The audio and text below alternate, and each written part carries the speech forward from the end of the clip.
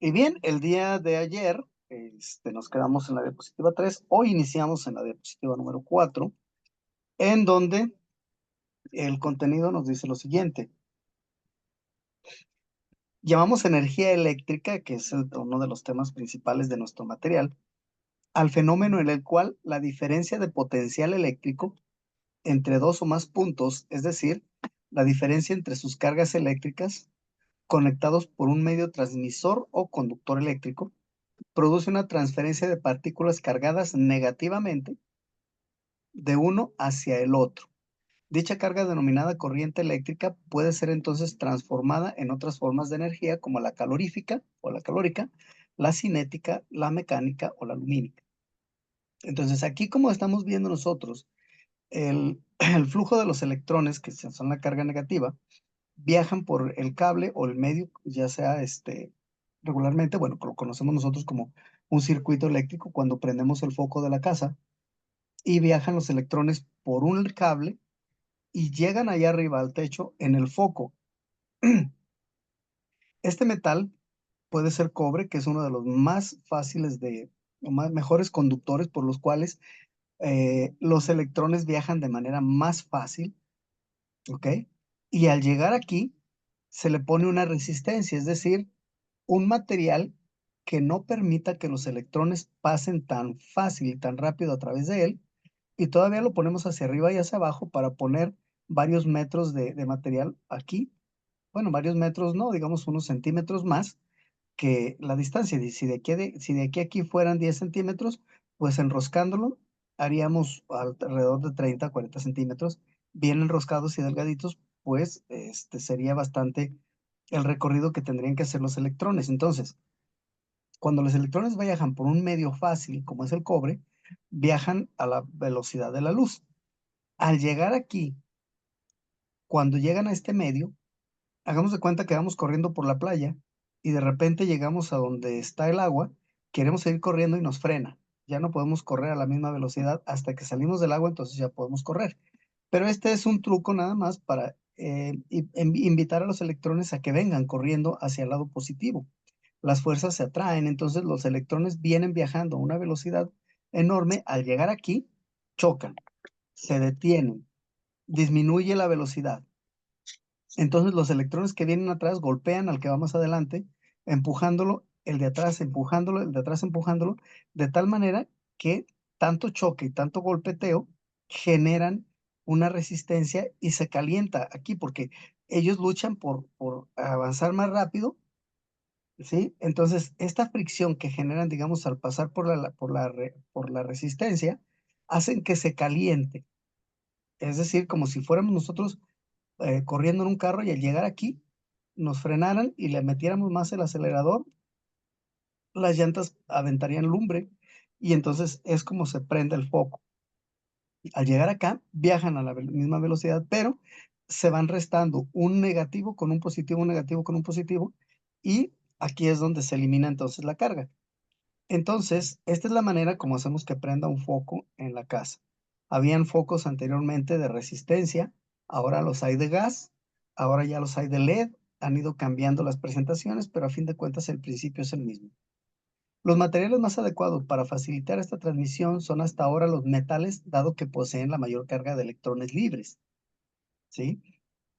En su estructura atómica, el cobre tiene mucho espacio para que los electrones puedan viajar por él sin ningún problema. Es por ello que la energía eléctrica es conducida desde sus fuentes de generación hasta sus lugares de consumo, mediante una red de distribución de cables metálicos, de cobre, por ejemplo, recubiertos de goma aislante. Mientras no haya choque de electrones aquí, no hay problema, el cable no se calienta. Pero cuando toca otro cable digamos, como y los electrones chocan de alguna manera y no pasan lo suficientes, entonces el cable se empieza a calentar, a calentar, a calentar, hasta que se revienta. Las estufitas eléctricas viejitas que tienen una resistencia es el ejemplo de ello. Veíamos cómo llegaban los electrones, calentaban la resistencia y podíamos calentar la comida. Pero los electrones que no podían pasar se acumulaban aquí en este pedacito y de repente la parte de la extensión aquí se calentaba más hasta que se reventaba. Entonces teníamos que volver o cambiar esta resistencia porque se reventó o poner otro cable nuevo. Ese era el principio de las estufas eléctricas anteriores, esas chiquitas con las que se calentaba la comida, cuando no teníamos gas. Es por ello, dice que la energía eléctrica es conducida desde sus fuentes de generación hasta sus lugares de consumo mediante una red de distribución de cables metálicos, por ejemplo el cobre, recubiertos de goma aislante. La energía eléctrica es tenida hoy en día como una de las necesidades elementales del hombre contemporáneo, por lo que su generación y comercialización se lleva a cabo de distintas formas en el mundo entero. Pues hay muchas maneras de generarse la electricidad. Una de ellas es la energía nuclear, en donde se genera producto de la descomposición radioactiva de algunos elementos como el uranio y el plutonio.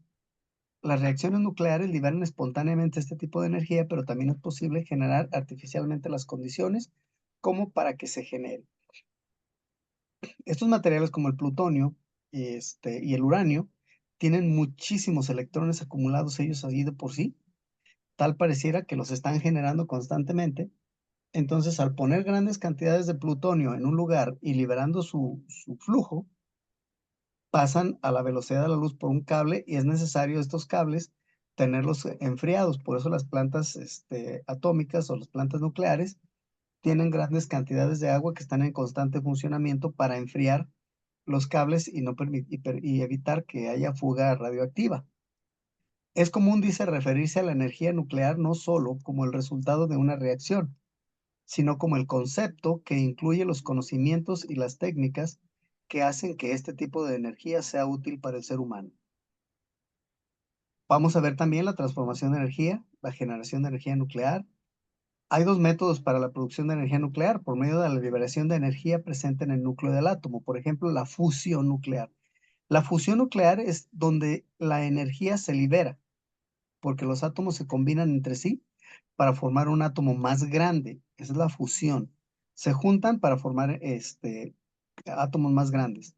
Entonces, el núcleo del nuevo átomo es más pesado y tiene una masa ligeramente inferior a la suma de las masas de los núcleos iniciales. O sea, sumamos las dos masas de los núcleos y van a medir menos todavía juntas.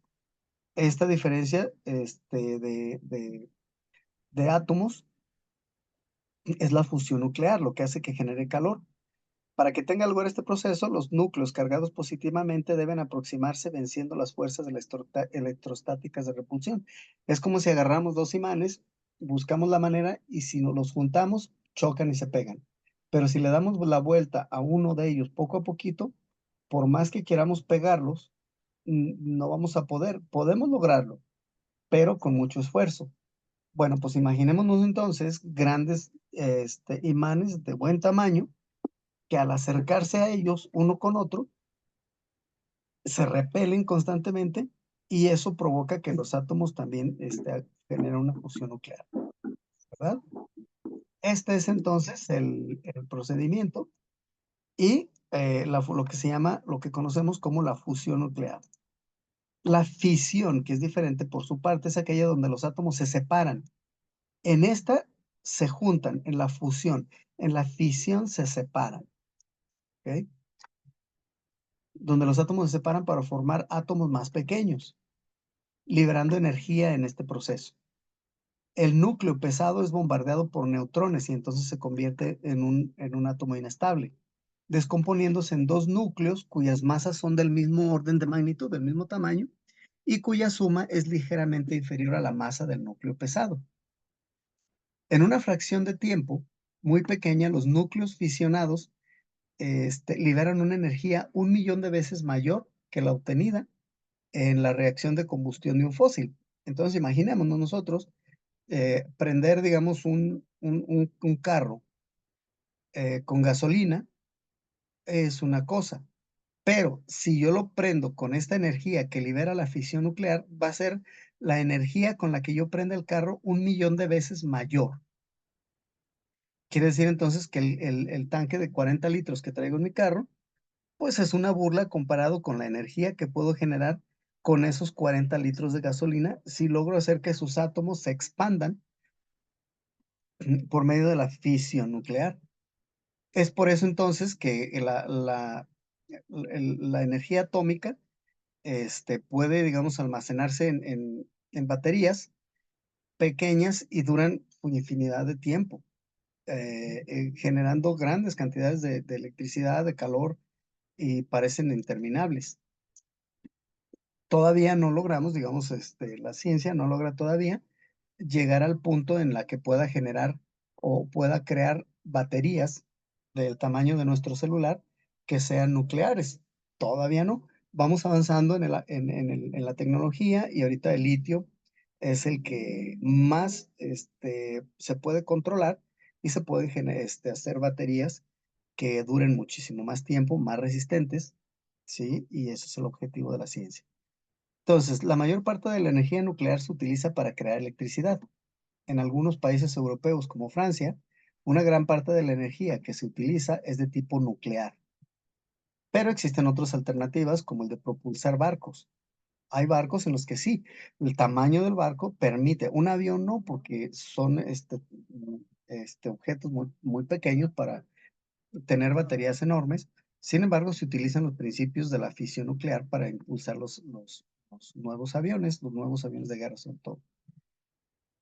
Entonces, en unos barcos y submarinos sí se pueden generar este tipo se pueden generar, o poner, digamos, este tipo de estructuras para que generen la fisión nuclear y poder impulsar sus propelas y viajar, ya sea por arriba los barcos o ya sea por abajo los submarinos. Sin embargo, todavía, dice, ocupa un lugar pequeño, todavía no se avanza. Por otro lado, la energía solar, son las radiaciones que recibimos del sol en forma de luz y de calor. Estas radiaciones pueden utilizarse de diversas maneras para aprovecharlas en nuestra supervivencia y desarrollo económico. Las plantas solares es un ejemplo de ello. La superficie de la Tierra, dice, está rodeada por una masa de aire llamada atmósfera. En la capa superior de la atmósfera, nuestro planeta recibe una radiación de 174 petavatios. Sin embargo, la atmósfera se encarga de rechazar el 30% de esa cantidad, reflejándola hacia el espacio. Si no tuviéramos la atmósfera, esta radiación llegaría directamente a nosotros, acabando con nuestra vida. La energía que recibimos en forma de luz visible es la que nos permite ver los colores de los objetos a nuestro alrededor. Sin embargo, también recibimos radiaciones invisibles en formas de rayos infrarrojos y ultravioletas. Nuestro ojo está adaptado para percibir la luz visible, pero realmente no percibimos la luz. Si volteamos alrededor de nosotros, decimos, es que no veo nada, no se ve realmente nada. Entre mi ojo y la pared no hay absolutamente nada, ¿ok? Sin embargo, la luz que está reflejando la pared, que llega a mi ojo, esa sí la puedo percibir. Es la luz realmente que está reflejando la pared la que yo estoy viendo. Si la pared es azul, voy a ver la pared azul. Si la pared es café, la voy a ver café, ¿sí? Y hay ondas que no son reflejadas por la pared y esas ondas no las veo y pareciera que esos objetos no existen. Sin embargo, este, hay objetos que reflejan los rayos infrarrojos y entonces puedo percibir los rayos infrarrojos que pegan en un objeto y regresan hacia mí. En la noche, sí, se pueden ver este tipo de rayos porque hay menos intensidad de la luz regular que conocemos, choca menos sobre los objetos y están libres para percibir los rayos infrarrojos. Esos rayos infrarrojos son captados por lentes especiales, mandándolas hacia nuestro ojo, al interior, en forma de color rojo. Y por eso hay lentes y binoculares con los cuales podemos ver imágenes y siluetas moviéndose en la oscuridad. Y también los hay ultravioletas. La luz ultravioleta se utiliza para poder ver microbios, microorganismos y también incluso para matarlos. La luz ultravioleta es dañina para los seres microscópicos. Por eso hay algunos secadores de manos en algunos edificios en los que tienen el aire caliente que está expulsando la secadora de las manos y un foco de luz ultravioleta para eliminar las bacterias que pudieran quedar en nuestras manos. Las ventajas de la energía solar es un bajo impacto ambiental, es natural, o sea, es una fuente natural de luz. Se evita la emisión de gases tóxicos porque no estamos, provocando su su su luminosidad, como ocurre con la energía a partir del combustible. Por ejemplo, yo prendo mi carro, ya estoy contaminando porque el motor está funcionando, las bandas están funcionando, generando electricidad, y mi foco lo percibe y avienta una luz, esa luz choca en los objetos y viene a mi vista, como si yo estuviera percibiendo el objeto, cuando realmente lo único que estoy percibiendo es su superficie. No estoy percibiendo el interior del objeto, sino la luz que refleja. También se distingue de la energía hidroeléctrica que, aunque tampoco emite gases, sí afecta el ambiente por la inundación que provoca con la creación de la electricidad. Aquí me faltó material, ¿sí? Ya que, detengo el flujo del agua, y hago que funcionen algunas turbinas para generar electricidad, ¿okey? Eh, entonces, hay un cambio en el ambiente definitivamente, porque para poder generar esta electricidad tengo que acumular grandes cantidades de agua durante el año, y durante el año estar dejando fluir esa cantidad de agua por medio de las turbinas. Sí se va a utilizar después, digamos, esa, y vamos a ver un esquema en donde las presas más altas utilizan cierta cantidad de agua para generar electricidad. Una vez que se utiliza, se deja que el agua siga corriendo, hacia el mar, y esa agua es atrapada por otra presa más abajo y es hecha y esa agua se hace pasar nuevamente por otras turbinas, generando más electricidad para otras personas más abajo. Esa agua que sale de ahí también, sigue fluyendo a través de los ríos, llegando hasta otra planta hidroeléctrica, haciendo esa misma agua pasar nuevamente a través de las turbinas, generando más cantidad de electricidad. Entonces, hay reservas de agua que se utilizan hasta 4, 5 o 6 veces en su trayecto desde las partes más altas hasta el nivel del mar. Y ese material lo vamos a ver más adelantito. La energía cinética. Esta energía es la que adquiere un cuerpo debido a su movimiento y que se define como la cantidad de trabajo necesaria para acelerar un cuerpo en reposo y de una masa determinada hasta una velocidad establecida. Entonces, esta energía cinética la adquieren los vehículos, los carros, cuando los echamos a mover y los ponemos en movimiento.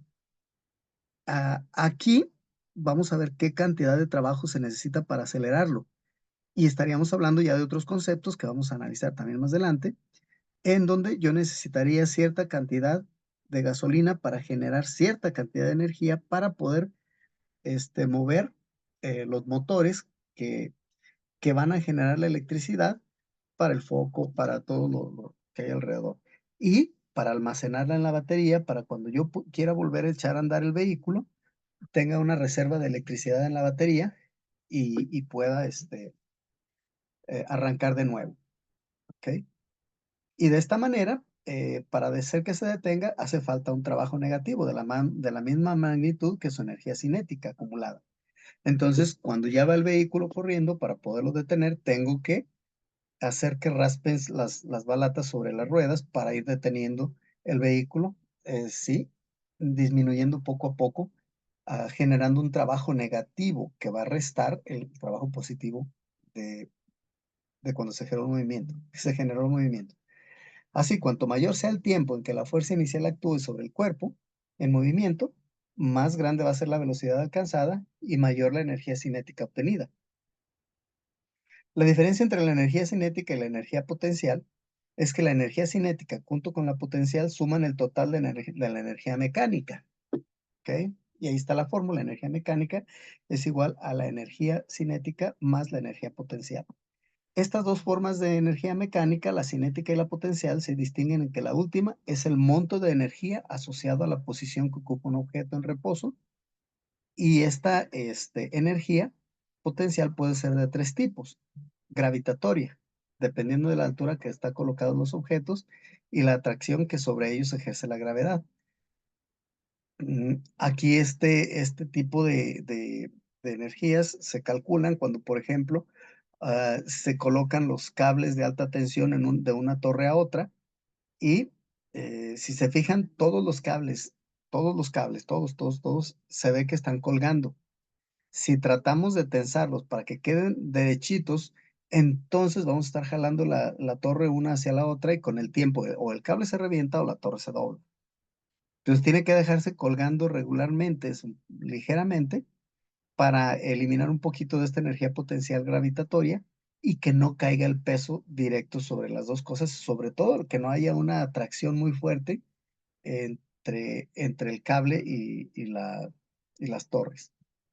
La energía potencial elástica, como en los globos, es la que se produce cuando un objeto elástico recupera su forma original como un resorte al ser descomprimido. ¿Ok? Esta energía potencial elástica en los globos, por ejemplo, al momento que yo tengo un globo inflado, lo voy a ir haciendo cada vez más pequeño y finalmente pierde toda la energía potencial elástica, dejando el objeto en reposo. Y la energía potencial eléctrica es la contenida en el trabajo que realiza un campo eléctrico específico, un circuito, un motor, por ejemplo, cuando una carga eléctrica en su interior se traslada desde un punto del campo hasta el infinito. Esta carga eléctrica, si yo la puedo ver, bueno, se va a manifestar en electricidad, ¿sí? Y va a viajar, digamos, hacia el infinito. Si nos damos cuenta, por ejemplo, en las noches, sobre todo cuando la luz del sol no abre nuestras pupilas tanto y podamos observar el cielo, vamos a ver allá en la parte de arriba muchas estrellas. Si nos alejamos más hacia las partes más oscuras del planeta, es enorme la cantidad de miles de estrellas que se pueden ver y que no las vamos a poder contar, ¿sí? Y esos estrellas que vemos allá en el espacio están ubicadas a cientos de miles de kilómetros en el espacio, ¿ok? Esa luz que vemos en el cielo es una luz de un objeto que explotó quizá hace millones de años y que viene viajando, digamos, hacia la Tierra, viene viajando, no digamos, sino que viene viajando hacia la Tierra, ¿sí? A la velocidad de la luz, a 300,000 kilómetros por segundo. Entonces, en las noches puedo voltear al cielo y veo la luz que allá viene. Esa explosión ocurrió hace millones de años. Ya no existe, ya no está ahí, ¿ok?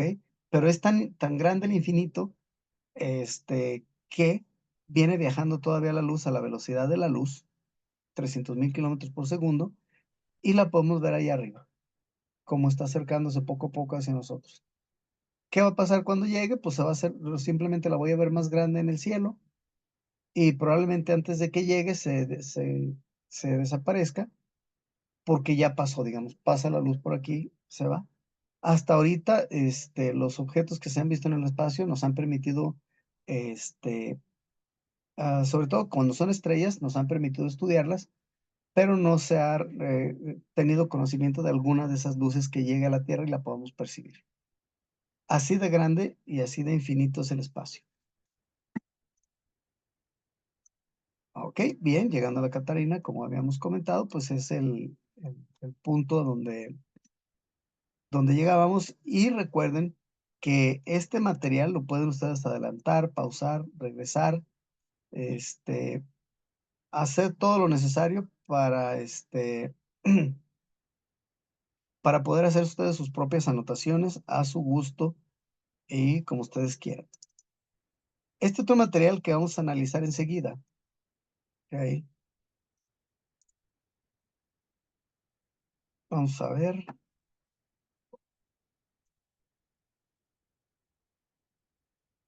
es muy corto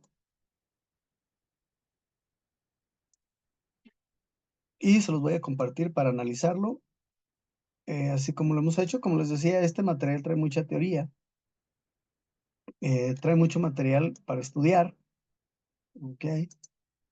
Aparte del PDF que ya les hicimos llegar para que ustedes lo analicen y lo comprendan, ¿bien? Entonces, la electricidad se refiere a la palabra electricidad que procede del latín electrum y a su vez del griego electron o ámbar. La referencia al ámbar proviene de un descubrimiento registrado, dice, por el científico Charles François de Cisternay, Dufay y todo ese montón de nombres que tenía el señor, que identificó la existencia de dos tipos de cargas eléctricas, positiva y negativa. Las cargas positivas se manifestaban al frotar el vidrio y las negativas al frotar sustancias resinosas como el ámbar. Y el ámbar, mm, digamos que no es no es un material que nosotros que regularmente nosotros conozcamos. Sin embargo, ah, lo podemos ver, por ejemplo, el ámbar, como en los pinos, y si nos acercamos un día a los pinos, si se fijan, sale una goma chiclosa. Con el tiempo esa goma se hace dura, dura, dura totalmente. Y ese es el ámbar en el cual si frotamos algún objeto, va a poder manifestar digamos, las cargas negativas. Si agarramos un gato, por ejemplo, apagamos todas las luces y le empezamos a sobar el pelo a contrapelo, vamos a escuchar que echa chispas su espalda. Y si le damos muy fuerte, vamos a ver cómo esas chispas se alumbran, digamos, alumbran el lugar. No tan así como la luz, digamos, voy a comprar un gato y me lo voy a poner ahí en la mesa, no. Hay chispitas que se ve que están saliéndole del lomo al gato y, y ese es el tipo de las cargas positivas que podemos ver este, eh, al frotar algo, digamos, la mano, por ejemplo, ¿no? Sobre el lomo del gato. Mm, Y si lo hacemos con un vidrio, pues el vidrio no es conductor, es de electricidad, pues van a chocar los electrones con él y se va a poder manifestar mucho más fácil todavía.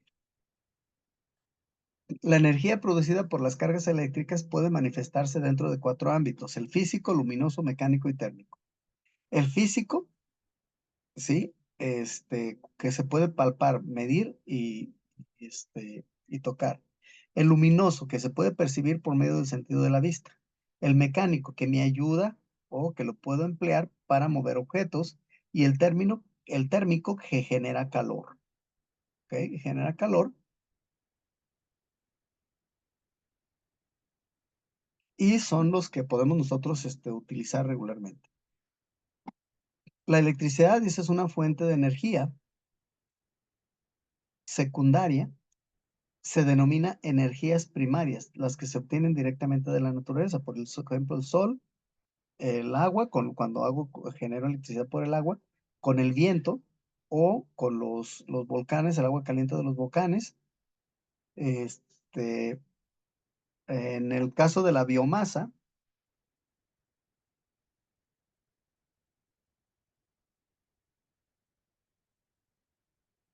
este, ah, en energía se refiere al tipo de energía que se utiliza. Por ejemplo, las plantas que transforman la energía radiante del sol en energía química a través de la fotosíntesis. Se puede manejar así. Las plantas, y no me refiero a las plantas eléctricas, sino a las plantas del jardín que transforman la energía del sol en energía química a través de la fotosíntesis, es decir, generando, como quien dice, su propia sangre, su alimentación con la que se alimentan. Entonces, la biomasa es una fuente de energía que puede aparecer en diversas formas, como por ejemplo los rastrojos, el resto de la caña que se queda ahí, en la limpieza de los montes y las cuencas de los ríos, etcétera. A eso se le llama biomasa, ¿ok? Ah, entonces, aquí el petróleo también es una fuente de energía, sobre todo calorífica, el gas natural que se obtiene también a partir del petróleo y también el carbón. Hay minas de carbón, es decir, eh, bloques enormes de madera que se quemaron hace muchos años y que quedaron enterradas con el tiempo y ahora las podemos desenterrar obteniendo carbón de las minas de carbón. Las energías secundarias provienen de la transformación de la energía primaria, o sea, con destino al consumo directo o a otros usos. La gasolina, la electricidad, gasoil es parecido a la gasolina y el aceite de combustible también. O sea, son materiales que ya se transformaron y que vienen a partir regularmente del petróleo. ¿Ok?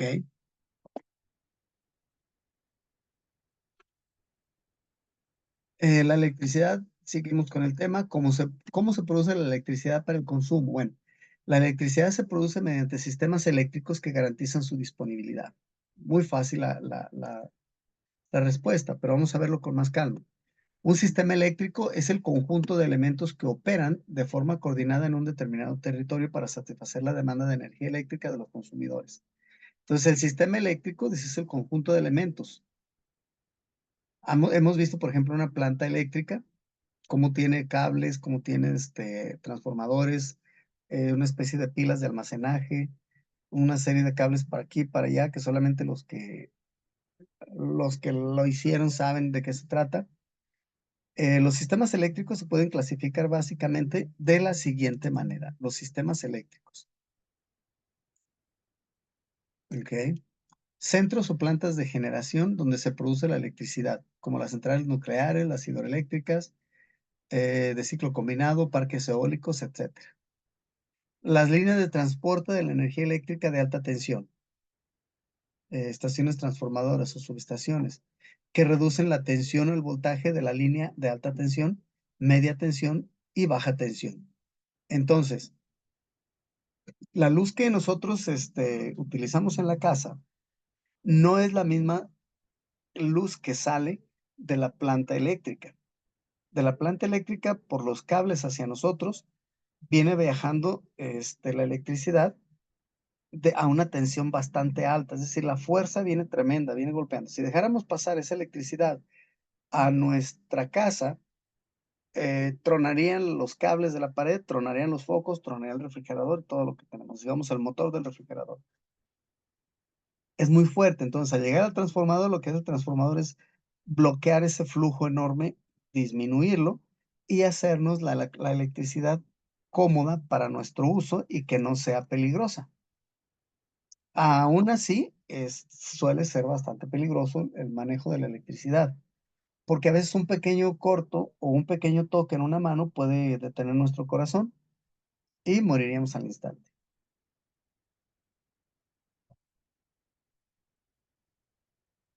Dice el centro de control eléctrico, desde el que se gestiona y opera el sistema de generación y transporte de energía.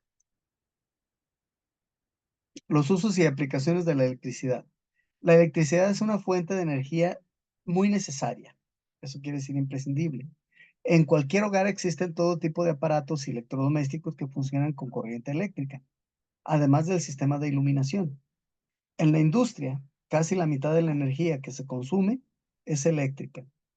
La electricidad se utiliza tanto como fuente impulsora de los motores eléctricos de las máquinas y aparatos de cada sector, como se utiliza también para calentar los contenidos de tanques, depósitos y calderas. En el mismo sector doméstico, la electricidad también es la fuente principal de iluminación. Con ella movemos la licuadora, con ella prendemos el aire acondicionado, ya sea frío o caliente. Con la misma electricidad, encendemos la televisión, eh, prendemos la lámpara y cargamos el celular. Son muchísimas las aplicaciones de la electricidad en su conjunto dentro de la vida diaria.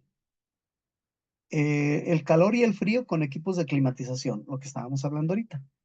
¿sí? Si estamos hablando, por ejemplo, de transporte, como el tranvía, metro o tren, estos medios de transporte, son los que conocemos nosotros más comúnmente, ¿ok? Entonces, a la actualidad están diseñando vehículos eléctricos dirigidos principalmente a usos urbanos, y también los híbridos, los que se manejan con gasolina y con electricidad.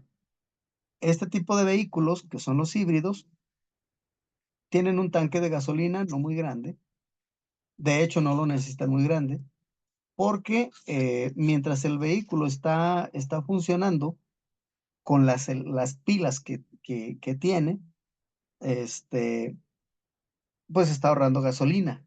Si se llegan a descargar demasiado las pilas, se prende el carro un ratito, cambia el mecanismo, empieza a trabajar las turbinas, las generadoras de electricidad, cargando la pila del carro con el mismo movimiento del carro, pero se está manejando por gasolina. Cuando llega a determinado lugar, la batería le indica que ya está cargada y entonces cambiamos al modo eléctrico. Y entonces se guarda digamos, el contenedor de la gasolina, ¿sí? Ah, se separa, digamos, y empieza a trabajar con la electricidad. Se acaba la electricidad, vuelve a entrar la gasolina, hasta que llega el nivel de la gasolina bajo, entonces hay que llenarle otra vez el tanque, pero digamos que vamos a llenar el tanque de gasolina por allá cada semana o cada 10 días, ¿no? Esa es la ventaja de tener un vehículo eléctrico. Y con un simple enchufe, dice, de corriente eléctrica puede recargarse la batería. O sea que puedo llegar a la casa, ponerle una conexión especial, conectar mi vehículo. Eso sí, me va a consumir electricidad de la casa, pero mínimo ya con que me eche a andar el funcionamiento de la gasolina puede resultarme más barato. Este es el objetivo, el estudio, digamos, de la electricidad en su generalidad, ¿ok? Y dejo de compartir con ustedes este material y nos vamos a ir entonces a preparar el siguiente video.